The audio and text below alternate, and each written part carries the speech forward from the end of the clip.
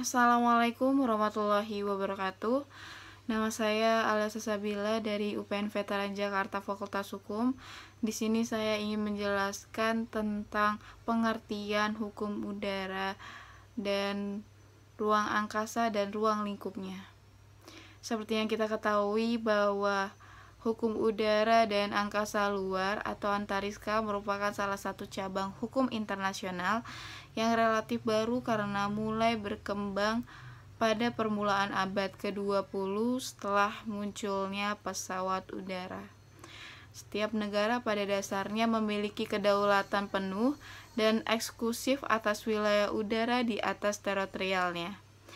Hal ini merupakan salah satu prinsip yang diatur dalam Konvensi Chicago 1944. Dalam pengertian hukum udara, seluruh adalah seluruh norma-norma hukum yang khusus mengenai penerbangan, pesawat-pesawat terbang dan ruang dalam peranannya sebagai unsur yang perlu bagi penerbangan yang dipelopori oleh Autoris dan Jean T. LeCour. Hukum udara serangkaian ketentuan nasional dan internasional mengenai pesawat, navigasi udara, pengangkutan udara komersial dan semua hubungan hukum, publik ataupun perdata yang timbul dan navigasi udara domestik dan internasional. Hukum ruang angkasa merupakan hukum yang ditunjukkan untuk mengatur hubungan antar negara, untuk menentukan hak dan kewajiban yang timbul dari segala aktivitas yang tertuju kepada ruang angkasa dan di ruang angkasa. Aktivitas itu demi kepentingan seluruh umat manusia untuk memberikan perlindungan terhadap kehidupan terestrial dan non-terestrial dimanapun aktivitas itu dilakukan.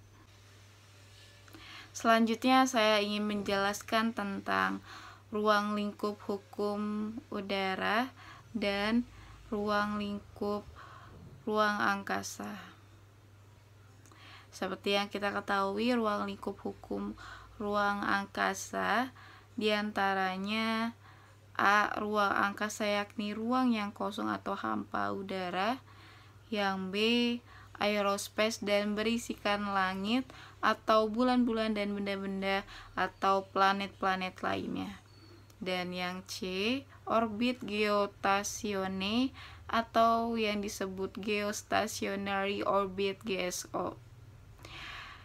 Selanjutnya saya ingin menjelaskan tentang ruang lingkup hukum udara yang mencakup pengaturan yang meliputi pemanfaatan wilayah udara, pesawat udara, bandar udara, navigasi penerbangan, keselamatan dan keamanan lingkungan hidup, serta fasilitas penunjang dan fasilitas umum lainnya yang terkait dengan penerbangan. Sumber-sumber hukum internasional Pasal 38 Statute of the International Court of the Justice. Yang pertama, konvensi-konvensi internasional. Yang kedua, kebiasaan-kebiasaan internasional. Yang ketiga, prinsip-prinsip hukum internasional.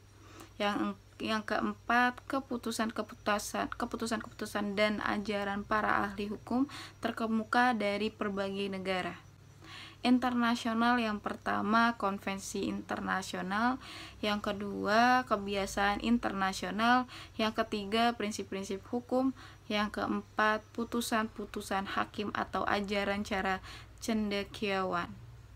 Yang nasional, yang pertama konvensi internasional, yang kedua perjanjian bilateral atau multilateral, yang ketiga undang-undang nasional, yang keempat jurisprudensi, yang kelima perjanjian-perjanjian atau yang diantara pemerintah perusahaan penerbangan, yang B perusahaan penerbangan, yang C perusahaan penerbangan atau swasta atau pribadi, yang D swasta pribadi atau swasta pribadi. Sekian dari saya, maaf apabila ada kesalahan kata dan kekurangan yang banyak. Wassalamualaikum warahmatullahi wabarakatuh.